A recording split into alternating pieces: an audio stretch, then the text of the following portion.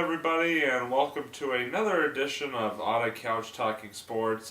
As always, I'm Robbie. This is Kyle. Kyle, how you doing today? I'm doing great. How about you? I'm doing all right. So, for this installment, our first in a couple weeks, we thought it'd be fun to give you we've both compiled our top 5 sports rivalries. These are the rivalries that we think are worthy of being sort of the best of the best, so to speak. And we're going to go over, I think our rivalries sort of cover all aspects here: high school, college, sub-professional as well. Yeah. So it can either pertain to either ourselves or just teams that we like. Right, exactly. These are like personal or professional, I guess is what we'll call it. So, there you go. PP, personal professional. Good for you for thinking that up. But anyway, so we're gonna get started. We're not gonna leave you hanging. Just get right to the point here, and I'm gonna let Kyle go first and take it away. All right, so let's see, top 5 rivalries. Well, it's not gonna be in specific order. I'm just gonna go with really who I think of. Let's see. So I'm gonna go with childhood. I'm gonna start with basketball. I used to play basketball back in middle school and a little bit of high school. Okay, 1 year of high school, barely. And there's this one team. Oh my God! Actually, we can say the names, right? Yeah, we can say the names. All right. Yeah. Cool. I know they're kind of local teams, but one of them was I thought when I was in the CYO program, we faced a really good team called St. Tarcisius, and they were good. Yes. Evil good. I remember them. Like they'd be like the villains in like a sports movie good, you know? For the record, Kyle and I played in the same CYO league, so I know exactly what he's talking about. I think I actually know the same team and player that you're talking about. Yep, it's that one dude too. It's really was that one dude. He was like a big kid, like tall kid, and like I remember like the other teammates being like decent. They were okay, but it was really just him that he just kind of like tanked through everyone. Yep. I spent like most of our game with. Oh, what were you about to say? No, I was going to say that it's actually interesting because that was 8th grade where 8th grade, yes. Where you played CYO. Yep. The year before that, when I was in 7th grade, my team went undefeated and played this kid's team for the championship and got absolutely killed. I mean, the kid went off for probably like 25, 30 points against us, and we lost by like 20. Which was really disappointing, but no, that kid was he was the real deal. Then we faced him again the next year, and he like ran all over us again. So he's the type of was kid good. that I know exactly. I share Kyle's sentiments about that. He's the type of kid that. I mean, I could just like fantasize, it was just basically him tanking through everyone just to get the shot. He was like the best shooter, the best everything. He just tanked through everyone. He'd just be like hopping on top of people's heads and everything, like just to like make a backflip right into the rim, and yeah, that was him. Alright, so next one. Keep going. Okay. Let's see, another rival. Well, I'm gonna skip ahead to high school. And I used to play football in high school. For those of you who have not seen past episodes of On a Couch Talking Sports, I used to play football in high school, and I remember, well, our rivals, they're not technically our team's rivals, but I would have to say Walpole. They were a tough. They're a tough team, and actually, I think at the moment, is Wellesley still undefeated from Walpole? Wellesley hasn't been Walpole in like years. Since at least we were in like middle school. Wellesley just they can never beat Walpole. No offense to any prior kids on the Wellesley team, but no, them and Walpole are just like. Out of all 4 years I was there, I think it was even whether it was freshman team, JV, varsity. Could beat them. There's something about them. And of course, and just like St. Tarcisius, they had a player that would tank through everyone. That's like the pattern with these teams. They have like this one player that's just like the all-star. He's like riding on a golden star right to the freaking End zone. End zone. Yeah. Yeah, I knew Thank you you. were going to go with that. Vocabulary safe. Thank you. So yeah, that was for high school. Number 3. Number 3. Let's see. Another one in high school. Actually, I'm gonna have to go back to football on this one, and just because I think this one was kind of more interesting, a bit of a rivalry for senior year. I thought Weymouth, because they started off. At least when I was there, they were always like pretty decent, but by the time it was our senior year, they actually got a lot better. Their team really improved upon. Their team really improved, I thought, and. Made the playoffs, I think, a couple of those years. They did. Like last couple of years in high school, I think they made the playoffs. Yeah, it was they definitely, they were a team that I liked. I actually kind of admired them for how, they started off, being pretty average, but then like they really got kind of man, their skill like it really increased, I thought, and they kind of became like, they went from the underdogs to like the top player, or the top team for their. So I thought that was pretty cool. And let's see, I'm gonna have to go for, in college. So in college I did track as well, college and high school, and one of the teams I faced. Now MIT. Let me tell you about MIT here. Okay. So MIT was a team where, they're a good college. I mean, they're the top tech college, technology college in the state, obviously. And you think, oh, hey, it's like this. I'm sure some people have that in their mind, where it's like, oh, hey, they're just a bunch of nerds. They can't do sports. No, you're wrong. They can. They're very good at sports. They're actually one of the best teams, I thought, actually in track and a lot of other sports. So whenever we'd face them, oh my God, I'd see like the races. I'd see, bam, they would zip right through the track and everything, and yeah, and. I'm trying to think if there's any other. I think I only got 4 rivalries for now. Maybe I'll think of a 5th one after you talk. Maybe okay. I'll let you go on yours, and if I think of a 5th one, I had. We can come back to it before our monologue. We'll come back to that. If Yeah. you can think of a 5th one. All right. Yeah, so MIT. Watch out. for my 5, I'm going to start off with 2 college ones. I am, and I think I've mentioned this before. I'm a pretty big fan. I didn't go there, but I am a pretty big fan of Boston College athletics. And so my first 2 have to do with BC. The first one is BCBU ice hockey. If you have not been to a BCBU ice hockey game, you should go.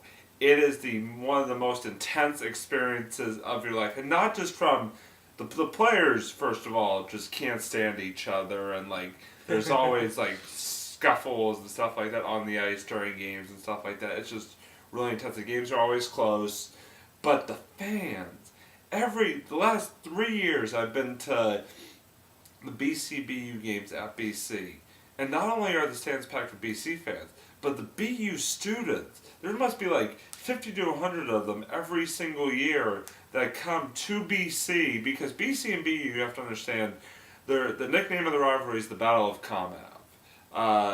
They're separated by basically one street, and they're actually on the same subway line too. So you can actually get on at BC and get off at BU. So it's like those games get packed, and they also one big part of the rivalry is this thing in Boston called the Bean Pot. It's where the 4 D1 hockey schools in the city, Northeastern, Harvard, BU, and BC, get together and play. Semifinals are the first Monday in February, and the finals are the second Monday in February. And it's always just a great environment. That's another thing. If you haven't been to a bean pot, you should take in a bean pot. So yeah, BCBU just lives up to the rivalry every single year. Second one with BC is BC Notre Dame football. These 2 teams have been rivals for a long time. And again, it's just such an intense game when those 2 teams get together. I mean, there have been some classics over the last few years. There were, I think, 1993, Notre Dame was undefeated, ranked like number 1 in the country. BC went to Notre Dame and beat them. Like in the late 2000s, same thing. Notre Dame was like ranked pretty high, undefeated, and BC went in there and beat them.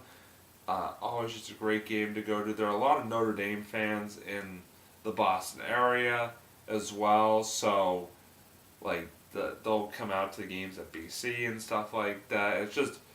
It's kind of like with BCBU and BC Notre Dame. There's just a bitter hatred between the fans of both schools. Like, if you're a BC fan, you don't like Notre Dame. That's true. If you're a BC fan, you don't like BU. It's just part of the culture of those two institutions. So it's just like it's big, and it's a lot of fun to watch and go to those games. Yeah. Those are some of the games I hear a lot of Notre Dame hate to. from this guy, so I Yeah, can already tell. Who the rivalries are. Yeah, I mean, I always get a little bit more pumped than usual when I go to like a BCBU game or a BC Notre Dame game. So then the next one, I'm gonna jump to back to high school. I'm gonna go with a rivalry that we've actually discussed in a previous episode at length. Wellesley versus Needham. This is there you go. the oldest high school football rivalry in the country.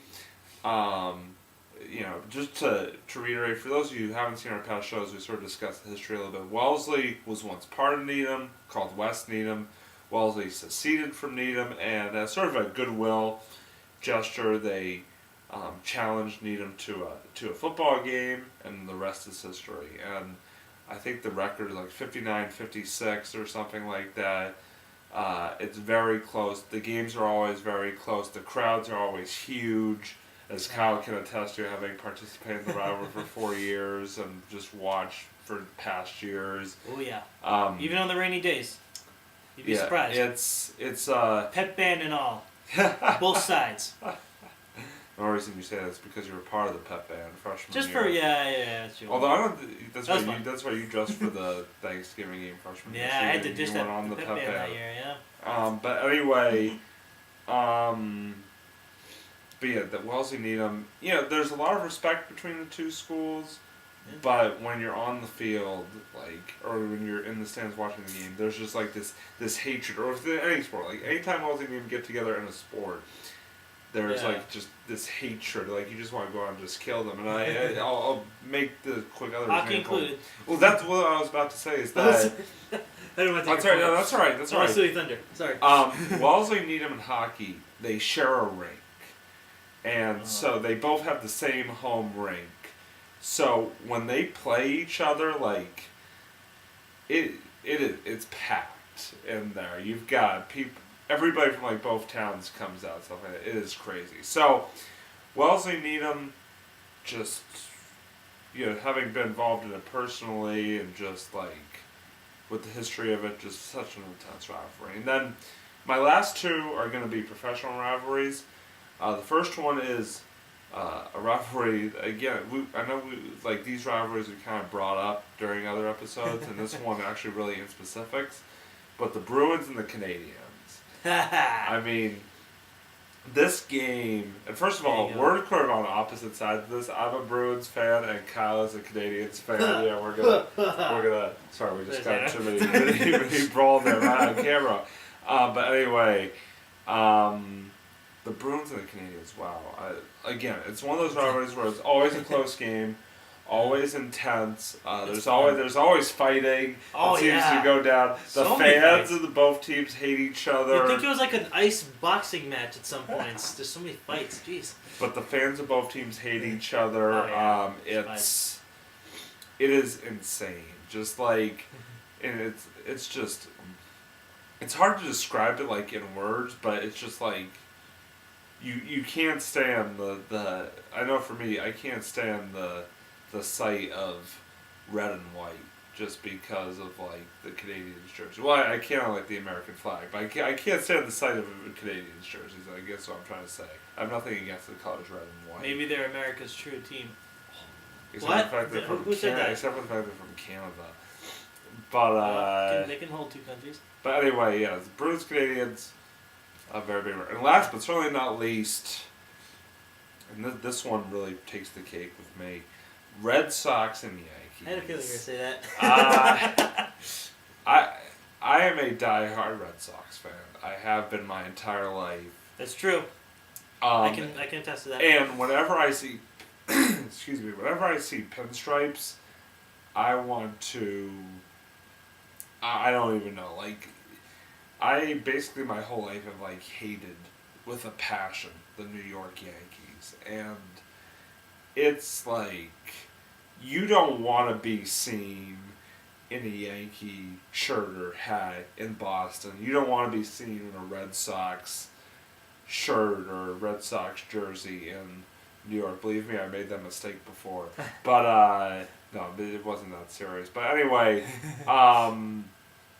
it's just a bitter rivalry between two teams that are in the same division, kind of like the Bruins and Canadians in a way, that just don't like each other. And every game there's something new. There's been playoff battles. There's been heartbreak on both sides in those playoff battles. There's been fights. There's been just everything you can think of. It's just so intense, and it's so much fun to watch. I think the best thing about these rivalries is they're intense, but they're also really fun to watch because you really don't know what's going to happen next with them.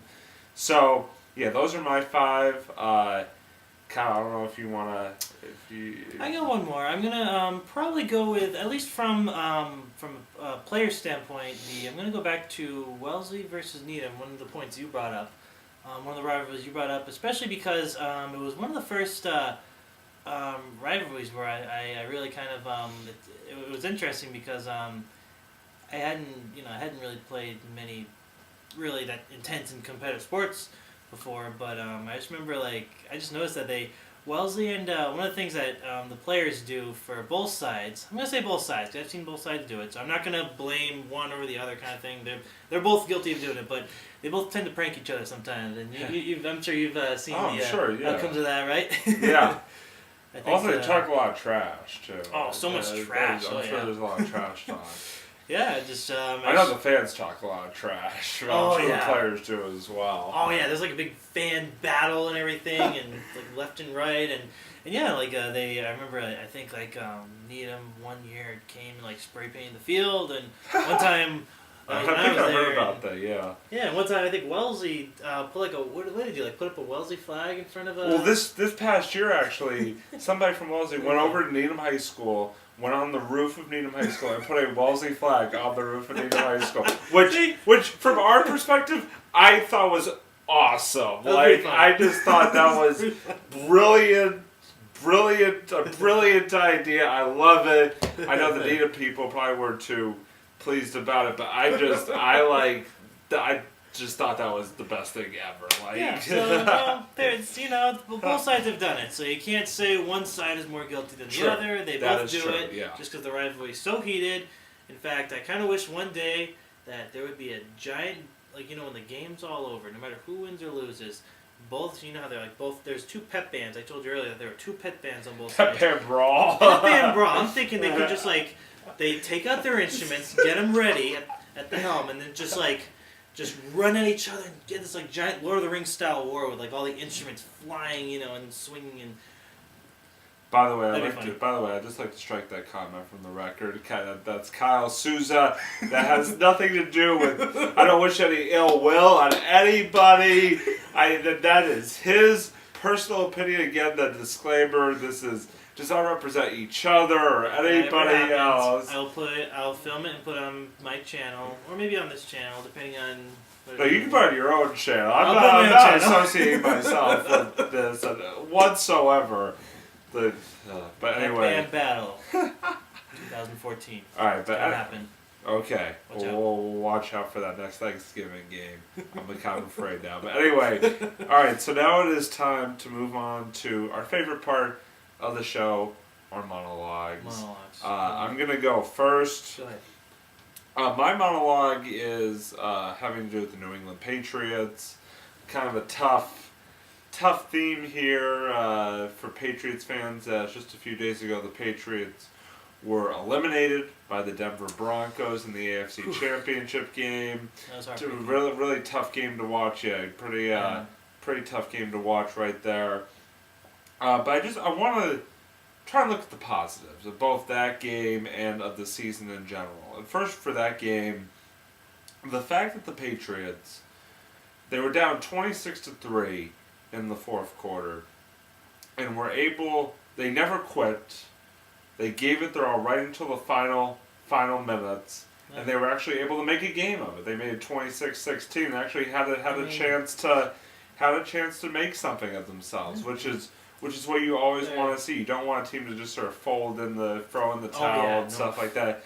So the fact that they were able to do that and show all that heart was just tremendous. Now, so both good teams. Yeah, they're both great teams. They're both great teams. You know, there was 1 versus 2 in the AFC. No, they're both terrific teams. But now my second point is sort of just a silver lining for the whole season, and that's this: the fact that this Patriot team, who had all these injuries and distractions, they had Rob Gronkowski out with injury, they had the Aaron Hernandez situation, they had Vince Wilfork out with injury. These are all key big time star players. The fact that this team, after all that, was able to go 12-4, win the AFC East, win a playoff game, and make it to the AFC Championship game is remarkable. Yeah. It really sort of shows you what you can accomplish with good coaching.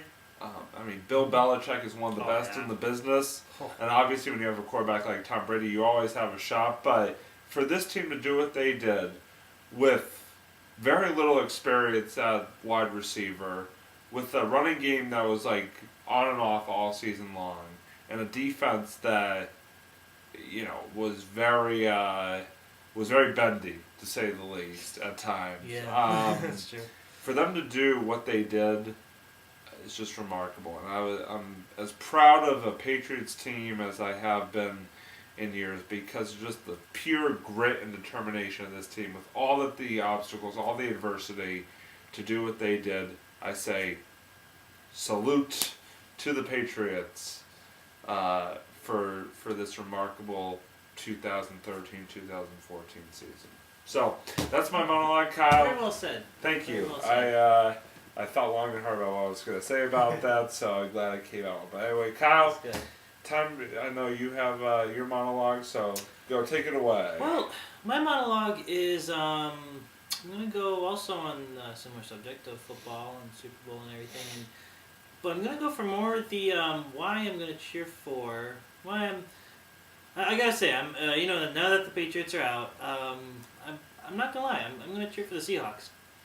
I like the Seahawks. For the record, just so that people know, I mean, if you're watching this, you probably know, but I just the Super Bowl is in 2 weeks, and it's the Seattle Seahawks versus the Denver Broncos. So continue. Yeah. So first of all, yes, I want to cheer for the Seahawks because I want to see them kick the Broncos right into the ground. So. Yes. That's as do we all. Number 2, I actually saw a recent news story on the quarterback Russell Wilson. Yes, that's right. I keep forgetting. I have a bad memory of a player's name, but I apologize. But Russell Wilson, I saw a recent news story, which I thought was very touching. I'm sure some people saw it on what was it? I think it was on Chronicle or on one of the channels, more local. Probably like ESPN or something like that, perhaps. Oh, you know, you're right. I think it was on ESPN. No, Chronicle's more local. Never mind. Anyways, continuing. So, I thought it was one of the most touching stories was I saw Russell Wilson. He visited a young girl who was getting heart transplant, and apparently she actually made him a wallet out of duct tape, and I thought that was really cool. You know, especially I always admire kind of different types of artwork that people do, and I thought that was a really cool idea. I've never really seen anything like that before, and I thought that was very very very touching that she gave him a wallet of duct tape, and he was explaining how he actually does use it. It's not like, you know, he could be the type of person that says, just like throw it to the side, whatever. Goodbye, duct tape. I'll never see you again ever. But no, he actually really appreciated this gift, and that really shows the type of person he is. You know, off the field, and I think he seems to be a very level-headed dude, and I respect him a lot. And I thought that was a very nice story. And yeah, that's actually the first time I had heard that story. That is really a good storyline, and sure shows you a player doing something positive for within the community and really giving back. So I think that's another reason why I'll be cheering for the Seahawks as well. Yeah. Other than the fact that I don't want Peyton Manning to win a Super Bowl. Yeah. So that's all the time we have for this week. We do want to wish, obviously, both teams the best of luck. The Broncos and the Seahawks. Yeah. They both deserve to be the number one teams in both the NFC and AFC respectively. They worked both their had butts great off to get there, seasons. so. So we wish them the best of luck. Super Bowl this year being played in East Rutherford, New Jersey. Yes, you heard me. You heard me correct. East Rutherford, New Jersey. Sweet. In early February. That is not a joke. It is really happening in New Jersey in early February. Let me just let that sink in for a second. New Jersey in early February. The temperature is going to be about 39 degrees. It's going to be cold. There's a chance of snow on game day is what they're saying. Let's make it more epic. They can sled into each other boom, sled tackle. But it should be fun. It should be fun to watch, and hopefully, hopefully we might actually try and do a little Super Bowl preview special. Perhaps maybe special episode. Perhaps maybe like next week or something like that leading up to the game. We might try and do a little Super Bowl preview special. But that's in the future. Let's focus on the present. So that's going to do it for us here. Thanks everybody again for watching. Make sure to keep watching. Pass this along to your friends. Subscribe. We appreciate all the positive feedback we've gotten so far. You guys are the best. Yeah, you guys really are the best. We have a great following. We appreciate you guys. So anyway, as always, for Kyle, I'm Robbie. See you next time.